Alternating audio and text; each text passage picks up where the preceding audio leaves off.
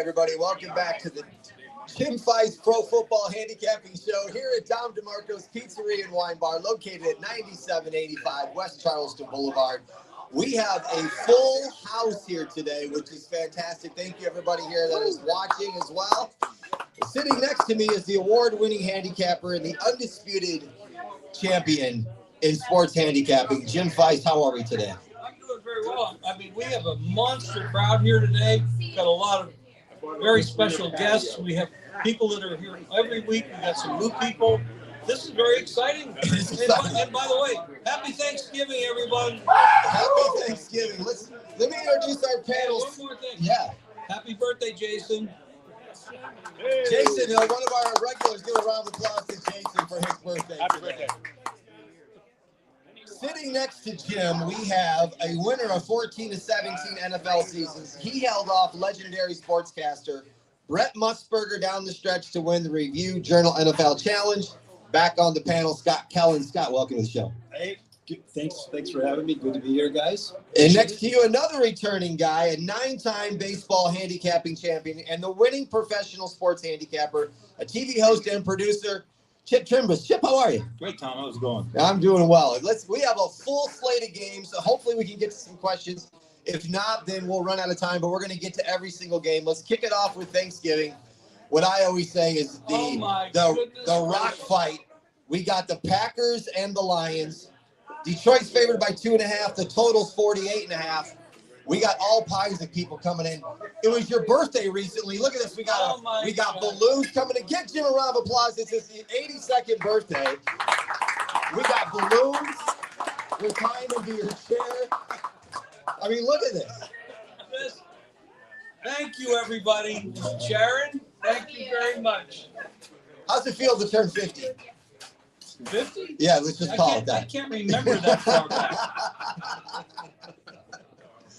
All right, let's get into tomorrow's rock fight game that I always call the Packers and the Lions. Detroit's favored by 2.5. The total's 48.5.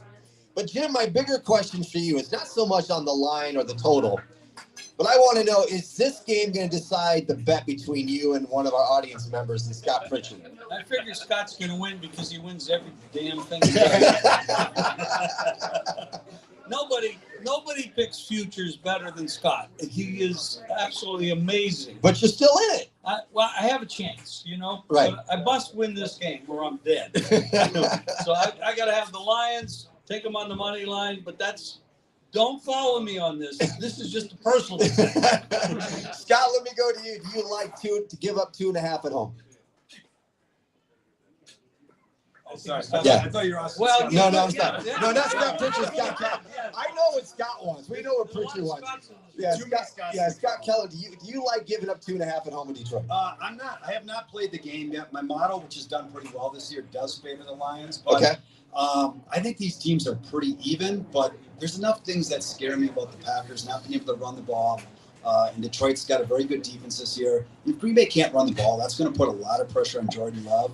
And, I don't know if he's going to be able to come through with that or not. So I would lean Detroit, but have not played the side. I did play the total under because of the defenses, but have not played the side yet. When you say model, explain what you mean by model. Yeah, I have a player rating model. It's all based on who plays and doesn't play. And so that model, where if it's a home favorite of laying 3 or less, or the other places that fit in from the model, they're hitting about 57% this year, and it supports Detroit in this game. I am a Packer fan, but I will tell you, since week 2, I've gone against the Packers every single week because my model does not support them. That's, I think, 6-3 against the spread. So, and again, it does not support them this week. So, if anything, I'll be on Detroit if I play the game. In case you don't know, this is Scott Kellen. He's a winning sports bettor. A lot of people may not know that name, but he's really good. Chip, are you on either side?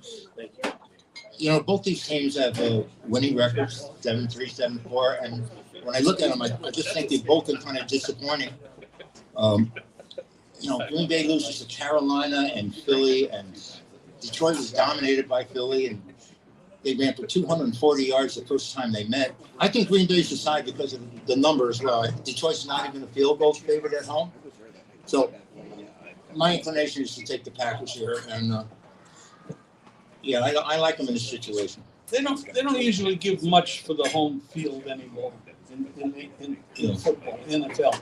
So if they're sitting there at 2.5 or 3, they actually are favoring a little bit the Lions. So I understand what you're saying about that. But I think it's easier to lay the 2.5 at home than it is to take Green Bay here. I'd never lay the 2.5. I'd have to But play, we're talking about the money line. I'd have to play the money line if I played the game. I would never lay the 2.5. So, Jim, let me go back to you. Last week, it almost looked like Kansas City's season was pretty much going to be done. And then we'll get into the play calling with Indy when we get there. But they're alive and well, and now they're going to go to Dallas, and we have a big Dallas fan that brings in the heavyweight belt. I mean, I've never seen anything like this before in my life. I mean, they might win the Super Bowl based on the amount of stuff this guy brought in. But they are home to face the Chiefs, and Kansas City is favored by 3.5. The total is 52.5.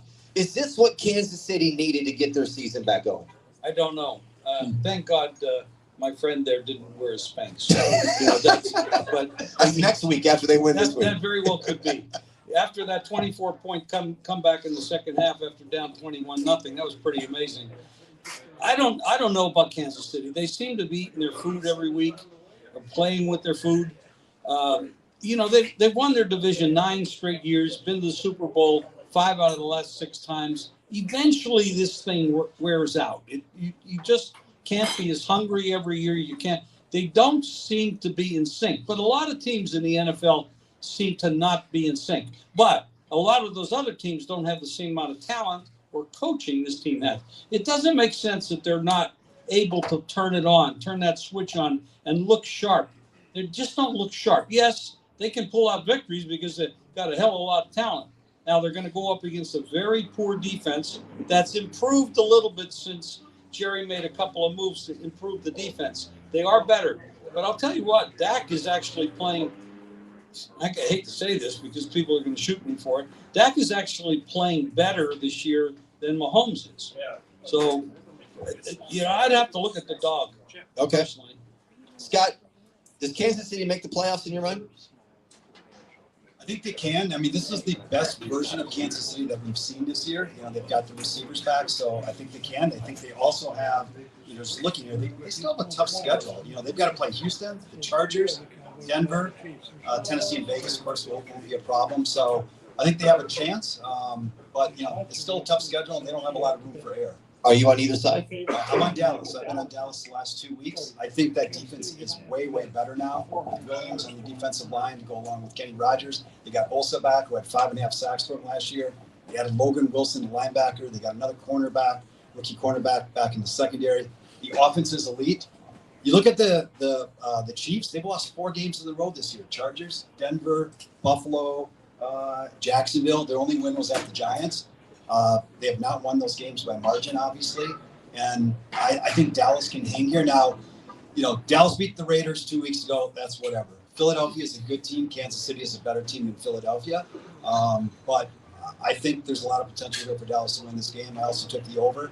This is a perfect environment for Kansas City and their speed to score points as well. And I think Dallas will score points as well. Is it necessary for Dallas to give up 21 unanswered points to start the game? Is that a requirement? It seems that way, right? I mean, that's the thing about last week. Now, Philly had a couple turnovers too, but Dallas had 2 crucial turnovers that really put them in that hole. It wasn't so much what Philly did. Philly didn't score for the first quarter, early second quarter. So, Chip, I was just going to ask you what Scott just brought up. Is this an overplay? It has to be. I mean, when you break it down, it's going to be Mahomes against Prescott going head-to-head. And, Dallas' defense may have improved than their overall play has, but I still have in my mind that that's still the team I saw earlier in the year. And Kansas City, very fortunate, I guess, to get away last week and with a win. And then, you look at the box score, and they only gave up 11, 12 first downs in the entire game, and they dominated time. They needed it. They certainly needed it, and they need this one just as much. And I think Mahomes will get the best of Prescott. That's exactly how I see it. Jim, go ahead, Scott. I'll add one other thing in both these first 2 games. Remember, both these teams, Detroit and KC, played overtime last week. KC ran like 90 plays or something like that on offense. Historically, that's not a real good thing the next week, especially when they play on a Thursday as well, a quick turnaround. So we'll see how that impacts them as well. Jim, let me ask you this. Burrow's expected to play in the other Thanksgiving game with the Bengals and the Ravens. Is there any reason for him to play at this point in time of the season? Logically, no. But he is a football player, and players like to play. And if he says, the doctors say he's ready and he says he wants to play, I don't know how you sit him. That's what football players, that's what basketball players, baseball players do. They're players and they want to play their game. They love their game. And there's only so many years they can do it. So I understand it from a player standpoint. Is it smart? Probably not. Right. But do they have a chance to make the playoffs? It's really slim. I mean, they're going to have to win every game, and the other teams in the mix, Pittsburgh and the Bengals, are going to have to lose a lot of games. So it's possible, but it's not really likely. Do you like Baltimore laying 7 here? No, I took the points. You took the points? Yeah, I took the points, and I'd like the over too. 51.5. Scott, are you on this game? Not on the game. My numbers do support the total, but I will say late in a season like this, divisional games outside, there's a high propensity for those games to go under. So I'm leery of that. Cincinnati, if you want a player prop, Cincinnati is horrible against tight ends. So now, it's going to be Mark Andrews, Isaiah Likely, but could be some opportunities from a tight end standpoint. Just Cincinnati has not covered tight ends well all year. Chip, your thoughts on this game? You see two teams, the ones that won 5 in a row in desperation when they were 1-5, and the other team now lost 4 in a row and 8 of 9. This Burrow and Chase combination is one of the best you've seen. I mean, it to me makes me think of Rice and Montana. I mean, these two. Now Chase is back after being suspended, but I can't play the game. I just can't. I think that the 2 early games I have sides on, and I'm just looking to survive that, to tell you the truth. Last week, I was really harsh on Bengals wide receiver Jamar Chase for spitting at the Steelers defensive back Jalen Ramsey. And you even said, should he be fined $1 million? And I said yes, because they shouldn't be spitting each other when they're role models to kids. But I got to give where credit's due. He's at least issued apology, so I want to at least give him some credit for at least issuing an apology. When he first said he didn't do it, then the film shows that he does. But I just say that I was hard on him last week. I want to say he issued an apology, and we'll leave it at that. Tom, he was fined $50,000 by the NFL, but he lost the game check for $850,000. So you came pretty close. I'm pretty close for that. Don't forget, if you're looking for the best handicap content on YouTube, make sure to check out Proline TV and join their YouTube membership, where you receive weekly top picks from my guy here, Jim Feist, Mark Lawrence, and many more. So check that out on Proline TV. Jim, we're going to get into the Friday game, which we have the Bears and the Eagles. In the last couple of weeks, I've asked, is Chicago the most dangerous team? I'm not going to ask it this week. Here's what I want to ask you, though. Is Chicago the worst 8-3 team in the league? Maybe. First of all, they have a great head coach that was an offensive coordinator for Detroit the last couple of years. And he's doing a hell of a job with Caleb Williams. The kid is growing. A lot of people had doubts, including me, on Williams, whether he was good enough to play at this level. But they're winning. And that says a lot. Now, they haven't beaten that many good teams, but they're winning. And Philadelphia they're playing with their food a lot of times. I mean, you saw it last week, 21-0 lead, didn't do anything in the second half, lost the game. They're not the same team that won the Super Bowl a year ago, and I think we keep thinking about them as they are that, and they're not. So if I can get 7 points and give me Chicago with that record and that great offensive coordinator, that's what it is. That's just too many points. I have to take the dog. Philly's laying 7 and it's 44.5 total. They got a 2-game lead in the division, believe it or not. Scott, what's your thoughts on first the Bears, and did you take a side? No side. Kind of echo what Jim said on the Bears. I like to look at stats and, how many, like, for example, if you earned 5 yards of play and what's your opponent's giving up? Okay, if you're giving up 4.5, that means you're a half yard better than average, et cetera. So when you look at that at the Bears, they're negative 0.6 yards per play below average. So they're well below average. They're just a plus 16 in turnovers. So now that could continue the rest of the year. I mean, it's going to regress at some point, but is it this year? Is it next year? And maybe you give some credit to Ben Johnson. Maybe there's some stuff he's doing there because, they're winning games now where they would usually lose them. But at the line of scrimmage, they're not an above average team. They're not even an average team. They may get Jalen Johnson finally back, their best corner on defense. That'll help a little bit, but they're a below average team to me, and they're just living off turnovers, which is, helping them to survive. What do you think about the Philadelphia side of this? From the line of scrimmage, they're about average as well, right? So to your point, like, they haven't been that great. Now, we're laying 7 here, so not speaking, laying the points, but straight up. I think Hurts is like 22-5 straight up since he came to Philadelphia at home. So they tend to win games at home. So you look at that from a teaser standpoint. Maybe I don't see the Bears winning this game, but you're laying 7 points. That's still a lot of points as well. It is a lot of points, but they did add another edge rusher with that trade that they made. I can't remember his name, Pierce or something like that. But that makes their defensive line very difficult. He had a hell of a game against the Packers too. Yes, he did. Yeah. Yes, he did. Chip, the Bears have won I don't know how many games in the last seconds, we'll call it. Is this another game they pull out at the end? I don't think they have a shot here. No shot. Just chalk it up 8-4. Upside down on every number, and I think Philadelphia's just been laying low. Barkley's never getting the ball. They're just playing. They're waiting for the playoffs, and I think they're going to eliminate this team right here. You're going to see it. Someone told me the Chicago Bears were a fraud. Scott, right, Scotty? At least he admitted he raised his hand right away. You got to give him credit, right? See, Scott Pritchard has an opinion. You just have to get him out of his shyness to say it. The key here is that 16 turnovers.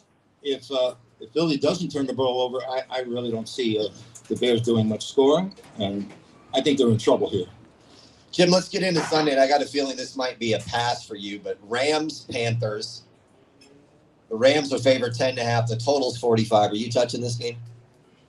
I have to be on the Panthers. I can't. You're going to take the Panthers? I can't take a team running across the country. I mean, they're the best team in football right now. Right. But you're going to get a bounce back effort from Carolina. I know they're not great. Bryce Young is small. You can't teach tall. You can't make him bigger than he is.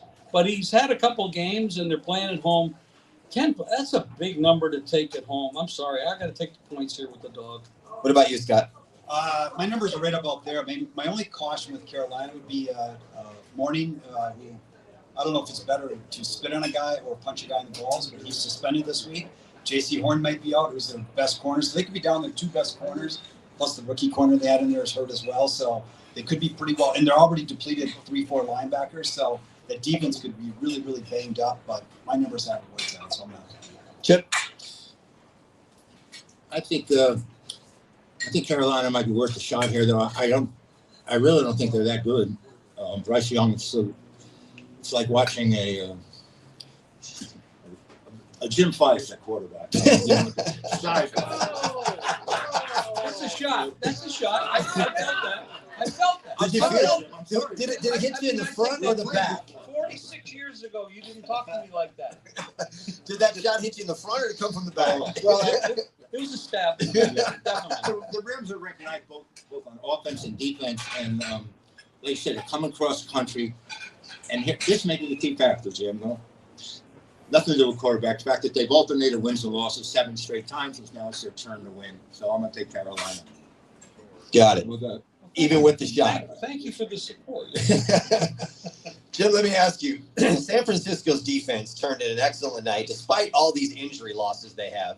Shedeur is going to start in this game. They're going to Cleveland. But before we talk about the line, is San Francisco a dangerous team right now? Well, let's talk about this a little bit. Yeah, let's talk. Nobody else is paying attention. They've had a lot of injuries all year long. Purdy has missed a lot of games. He is now going to Cleveland. Hello, Cleveland. We've got a couple people over here from Cleveland. Yep. And my wife is sitting over there, and she's from Cleveland. And my mother-in-law's from Cleveland, and they're sitting over there, too. So you got to be careful what you say about the Browns. Well, no, I'm not listen to this now. Okay. The weather in Cleveland is very bad, or predicted to be very bad, and wet. Purdy doesn't play well with wet weather and cold weather. He doesn't hold the ball well. And he threw 3 unbelievable bad passes last week and could have been 5. He got 3 interceptions. Forget about Sanders. He didn't prove anything to me against the Raiders. The Raiders might be the worst team in football. So that proves nothing, although he's now getting more repetitions.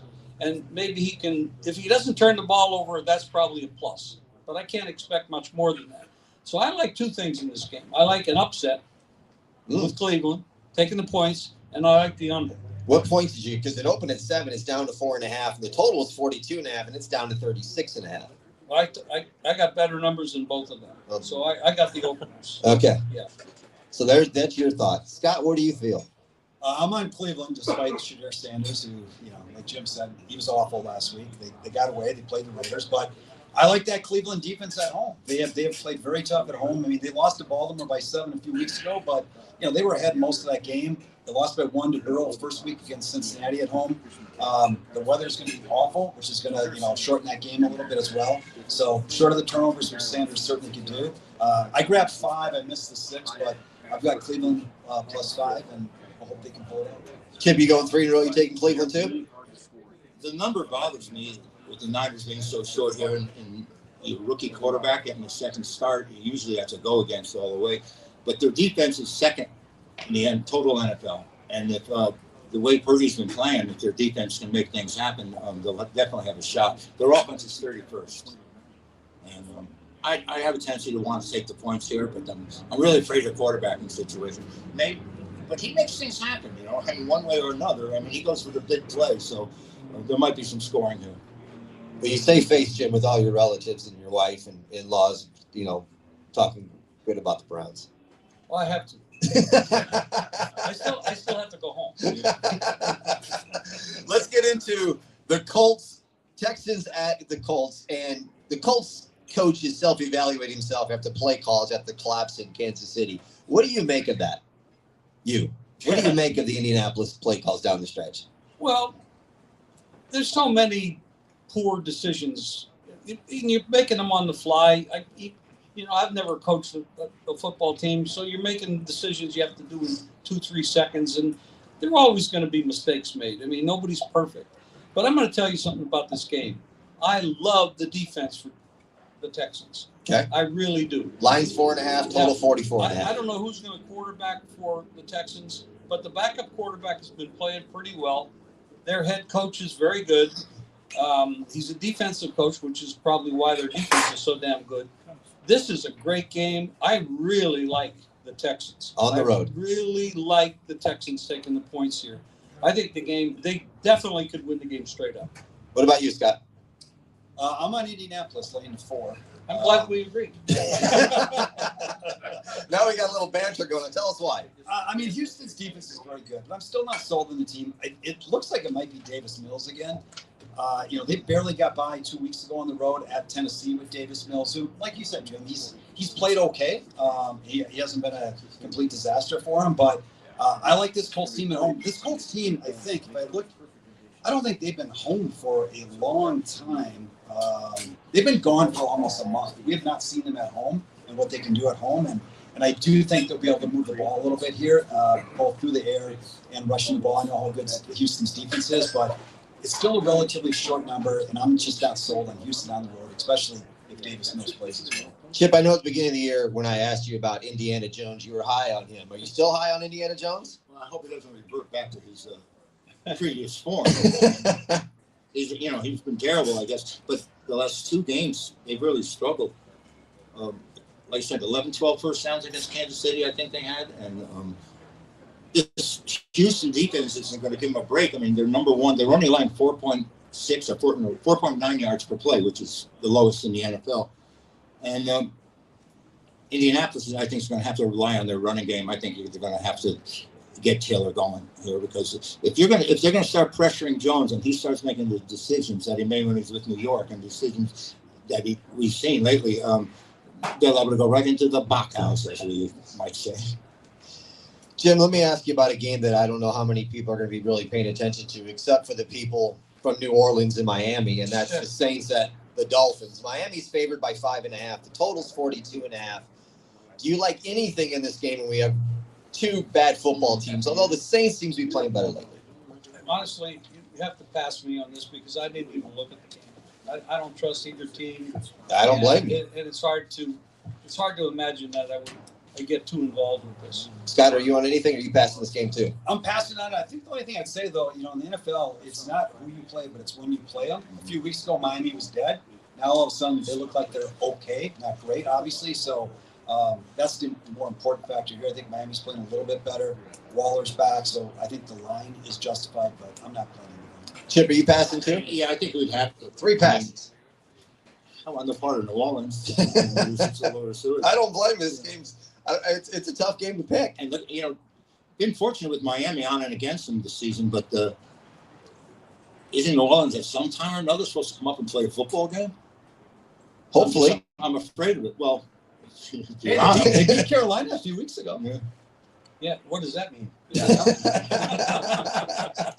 Let's just jump in the next game, Jim. What do you like about the Falcons at the Jets? Atlanta's favored by 2.5. The total 39.5. This is another one. It's exactly the same. Same thing passing on that too? Yeah, you got coaches issues, you got quarterback issues. I mean, it's a mess. Like, my wife says to my dog, he's a mess. Well, this game is a At least mess. she wasn't talking to you. Oh, she does that too. Oh, you're a mess. Scott, are you passing this game? I took Atlanta. I laid the 2.5. My numbers got it just over 3, so it's just a value play for me. Chip. Jets. Oh, no. We're taking the Jets at home. I got them. Chipper used to call them the green slime. Yeah, years ago. I remember that. I still do, believe me. Only 55 years since they've been in the Super Bowl. So. But nobody's counting but you and the Jets fans. You're taking the Jets. All right, Jim, here we go.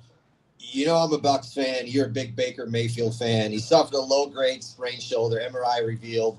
They're at home versus the Cardinals. The line was 5.5. It's down to 2.5. Total at 43.5.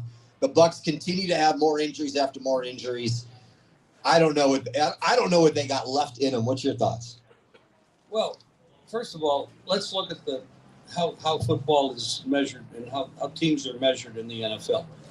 You play in a division, and if they win their division, they get in the playoffs. Yep. The only thing Tampa has to do, and they won a lot of very close games early in the season, and Baker was like a miracle worker, and everybody was saying he's the most valuable player. Well, that's not going to work out. But they can still win their division. The only thing they have to beat, really, because there's nobody else other than Carolina that they have to beat. Yep. They don't play Carolina this week. They play the Cardinals this week, who are putting up a lot of points with Brissett. So, and now he's hurt his shoulder. I don't know if he's going to play or not. They say he will. I don't know why they would do that. They don't need to play him. They only need to win and beat Carolina once. And then the division is theirs, and then they're in the playoffs. Right. Maybe they can get back some of their offensive linemen, wide receivers, running back issues, and get into the playoffs, and they could be dangerous because Baker is a winner. He's a firebrand. He's a warrior, and you can do a lot. They have a pretty good coach. They're not bad. They can play head-to-head with a lot of teams. In the past couple of years, they played Philly well. They played the Rams well. You just have to get healthy. They have not played one healthy game this year. No. So, personally, what I would do, and I'm not saying it's a conspiracy, I'm saying it's possible, that Baker is not really that hurt. They should sit him. They should rest him because the next week they played the Panthers. That's what it matters. Yes. All that matters now is win one game against the Panthers. We're in the playoffs, and that's all we need to accomplish. So, I mean, they're in a crap division. So, I'm not going to put stars on them for winning the division, but that's all they need to do is get to the playoffs, and they can do damage. So you stay away from this game this week? Definitely stay away from it. Scott, same thing? It's not his throwing shoulder, so I could see him playing. If he plays, this is a really short number in my mind. And you look at Tampa Bay, they played all their tough games. Their losses have all come against tough teams. Obviously, Arizona's not going to be tough. The rest of their schedule is New Orleans, Atlanta, Carolina, Miami, and Carolina. So this is a really easy schedule for them going out. If Mayfield plays, I would probably lay a short number. It's Chip. You know how I assume everyone has one team in say, my Auburn in college football. Well, Arizona is my team in the NFL. And I look at that team, I want to get sick when I see that team. Because last week I had a winning day, and Arizona was my lead play. And I'd rather win that than anything. So I don't want any part of this game. Tampa Bay's so beat up, and I'm sort of rooting for them. But I don't want any part of Arizona. Not again. I can't take it. Jim, Cam Ward has his best game of his rookie season in their loss to the Seahawks. Is he taking the next step? He seems to have some potential. The coaching change there. The team is a little bit of a mess, but I see maybe some potential. Maybe got infrastructure has to be improved. The coaching situation has to be settled, but they're an over team. So this game, what am I going to do with it? You're going to take it over. Over. Jacksonville. Absolutely. Now, I am not a Lawrence fan. He came out of Clemson. Everybody said this is the next great quarterback in the NFL. That hasn't worked out, but they can put up points. I like this game over. So Jacksonville's laying 6.5, total 41.5. Scott, either side? I grabbed Jacksonville +7 earlier. Tennessee +7. They've covered 3 in a row.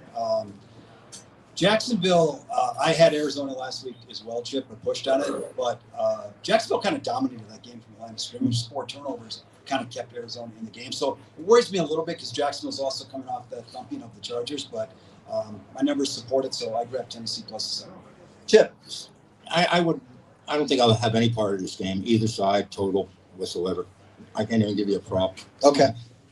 Jim, let me go on to this. I know you've been outspoken about J.J. McCarthy. He's in concussion protocol, and the undrafted rookie, Max Brosmer, is the backup. He has to be better.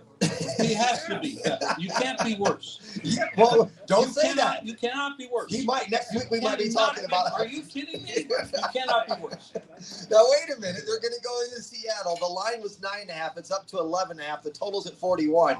So being the fact that you think he can't be worse, that tells me you're taking Seattle. I hate laying big points, but Seattle will drill this team.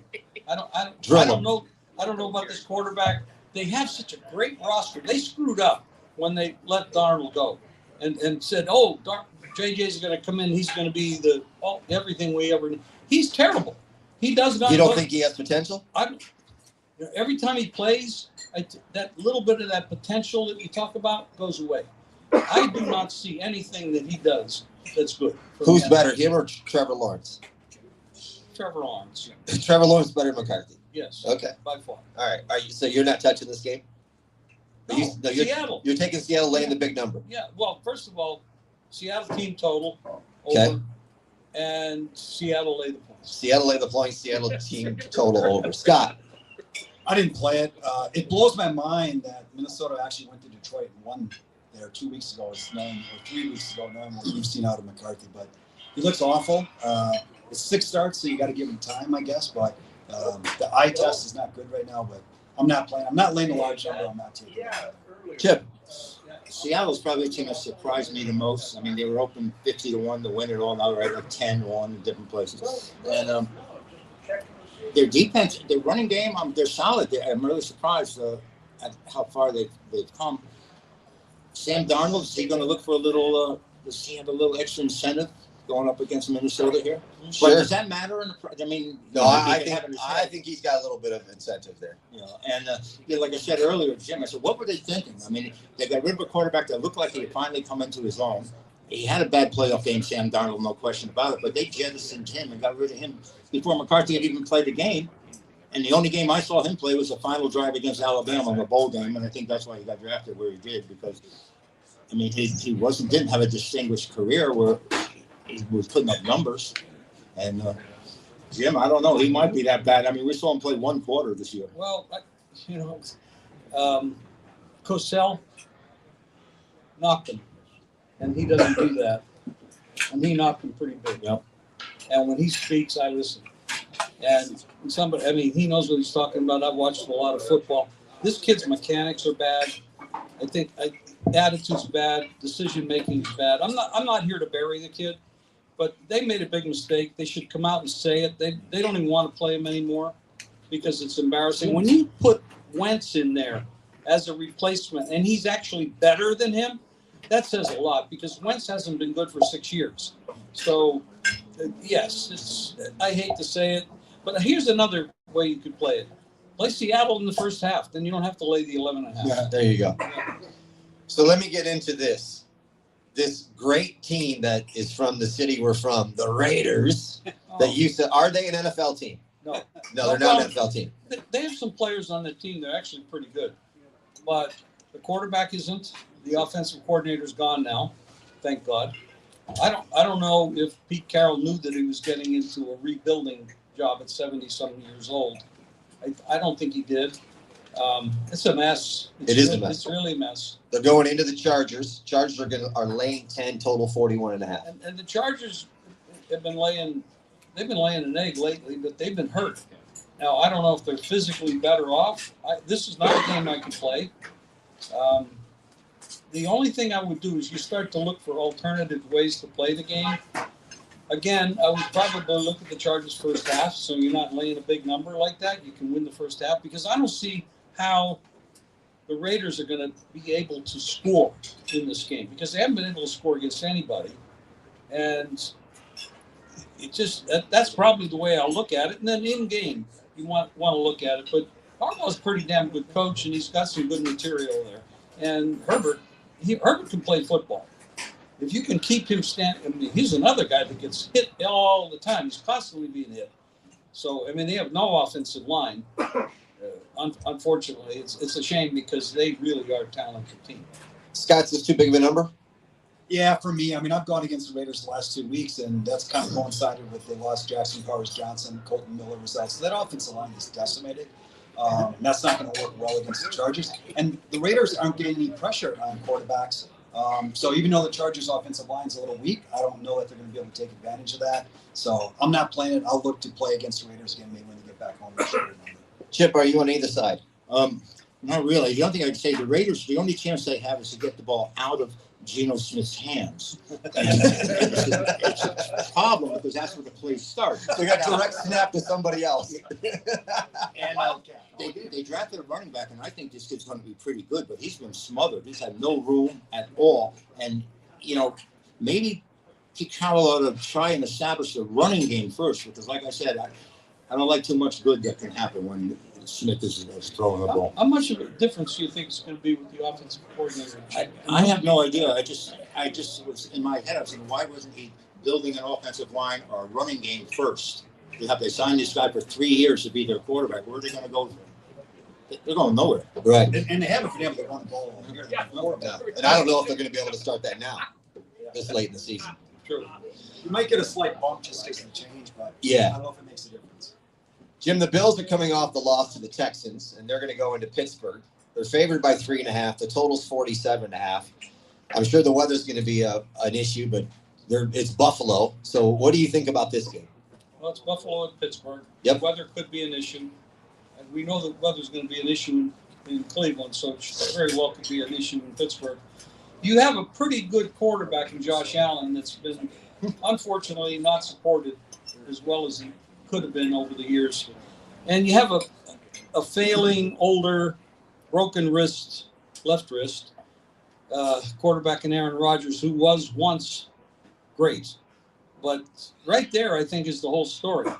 And I have to favor the Bills, but this is one of those games. I don't lay numbers like this. I lay money lines like this. So to me, it's the Bills and the money line. Scott? I played Pittsburgh this morning at 3.5. Okay. Part of that reason was both of Buffalo's tackles are out right now, and they may not play, and that's a significant downgrade for them, especially when you match it up against Pittsburgh and their ability to rush the quarterback. So if they do play, I can always buy it back, but otherwise I'll hold it with my 3.5. Chip? I think we all can assume Josh Allen's a pretty good quarterback, and he got the number one rushing game in the NFL, 147 yards a game. They've lost 4 of their last 7 after opening 4-0. And I'm wondering what's going on with this Buffalo team. I mean, Same question for me, yeah. And It's like something's not clicking with them. And Pittsburgh, it seems like the only time that you're going to see them, they've only won 2 of their last 6. So the only time you're going to see them do anything well is when we start threatening Tomlin, and then all of a sudden they come up with a game, and he's a great coach again, and Pittsburgh's viable again, and I think they come up big here. Jim, Sunday night we have the Broncos at the Commanders. Denver's favored by 6. Total's 43.5. We've had talks about both these teams all year, but the Broncos seem to be a team that some people love and other people aren't sure of. What's your thoughts on Denver? This is one of those games I really need to pass. I really have no opinion on the game. What's your thoughts on Denver overall, though, as a team? I think they're very good, but you got a spastic kind of a schizophrenic quarterback that shows up at times, and other times he looks terrible. You got a good coach. They've got a good defense. I mean, they got a lot of material there that can do a lot of damage, but Bo Nix has not been consistent. I don't know when he decides to turn it on and when he doesn't. He's only a second-year guy, so obviously the potential's there because he does play well at times. So it's not something I want to go and play on the road. You got the backup quarterback for Washington. They had a disappointing season. They thought they could do a lot more this year, but they haven't been able to. And Daniels has been hurt the whole damn year. So I'm going to pass the game. Scott. I played Washington. I mean, I think Denver's pretty good as a whole. I don't know what they're going to do in the playoffs because of the Knicks, but they don't win by margin on the road. And as bad as Washington's defense has been, I still think this is a pretty big number based on my numbers. So I grabbed the points with Washington. How about you, Chip? Like I said, Washington's defense allowing 6.6 yards per play and 31st in the NFL. I have to have them. Denver's won 8 in a row. You got them. There's no chance. They're terrible. We'll give them to him. Yeah, he's got them. They're all yours. All yours. Make sure to join Greg DePalma immediately following the show on Proline TV for a horse racing preview of the Clark Stakes from Churchill Downs. Let's get into Monday night's game, Jim. We have the Giants at the Patriots. New England's favored by 7.5. The total's 46.5, and I know you love James Winston. Oh, boy. You really led me right into that one, didn't you? You know, he's exciting because... You don't know who he's going to throw it to. Well, he likes to complete passes. It doesn't matter who. He just throws them to anybody. But, you know, he's actually been playing pretty well. You look at these games that he's been in, and he's actually doing very well. And maybe he's matured a little bit. And maybe he's got his glasses fixed or his contacts fixed. But, you know, everybody's talking about the Patriots and how great they are. You know, I lean towards the Giants here. I do. I lean to the Giants. Okay. Scott? Well, first of all, Jackson Dart was full participating today, so he may start. Okay. Well, that makes a big difference. Yeah, and I've not played the game, but the Patriots lost their Will Campbell, the rookie tackle, out. They may have lost the guard, so that offensive line could have a bunch of injuries on it.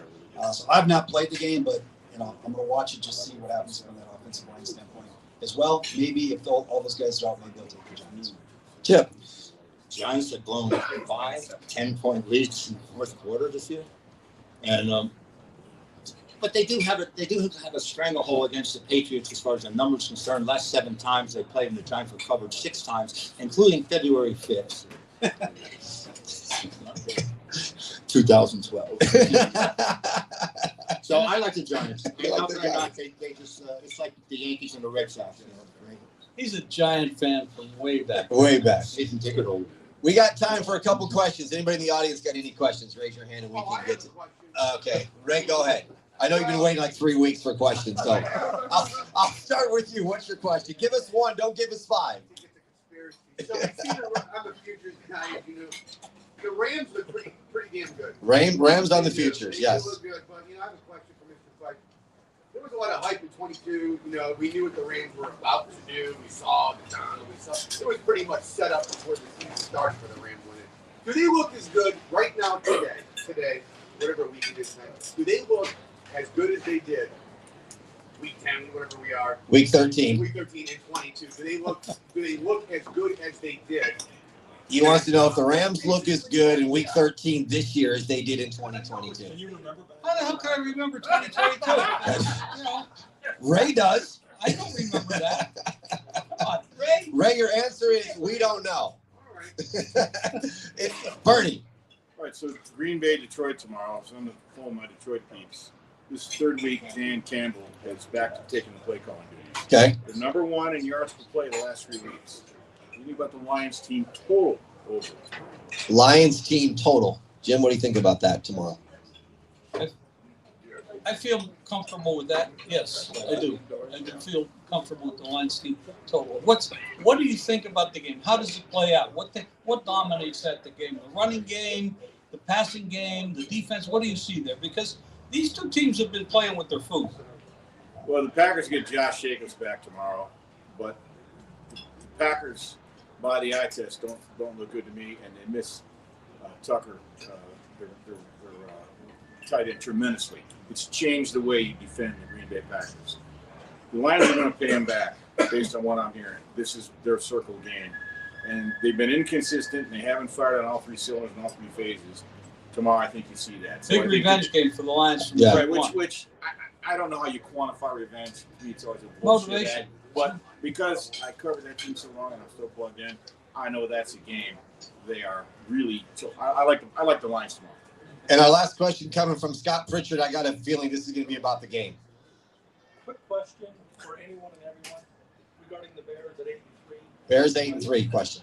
Go ahead. 8-3, first place in their division. Do you agree or disagree with me that the Bears? We can't hear you. The Bears are not going to win their division, and they're an eyelash away from not even making the playoffs. They only have 7 spots available. The fact that they beat the Raiders 25-24, the fact that they beat Edward Scissorhands Daniels for Washington, who fumbled the snap as they're running out the clock, the fact that they beat the Vikings by 2, the fact that they beat the Bengals on the last play of the game, miracle win after miracle win after miracle win. That's why they're a fraud. That's why they're overrated. Do you agree or disagree? He wants to know so I can tell. Hold on, so I can tell everybody that's watching. The question is about the Bears 8-3. Are they going to make the playoffs, and will they win their division? Because they've had so many close calls. Anybody on the panel want to take that?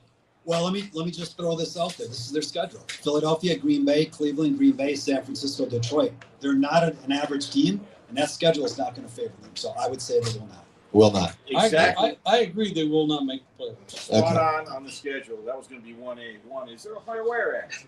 Trust your eyes. It tell you a lot. They pull games out of their tickets all year. You might as well just cue up the Benny Hill music because look at how they throw a helicopter. No, that's come to an end quick. And his schedule, I didn't know them all verbatim like that. I just know they're all playoff teams, and we're going to regret it. So next week on the show is going to join us is Vinny Maguglio and Jeff Whitelaw. But before we go, we want to thank Jay Lore for always donating 3 bottles of wine. You guys all have tickets. We will draw them after we go off the air. But before we go off the air, with tomorrow being Thanksgiving, I just want to take a moment to thank some people. First off, I want a big round of applause for Albert Skelly, who's the proprietor of DeMarco's that makes this show happen.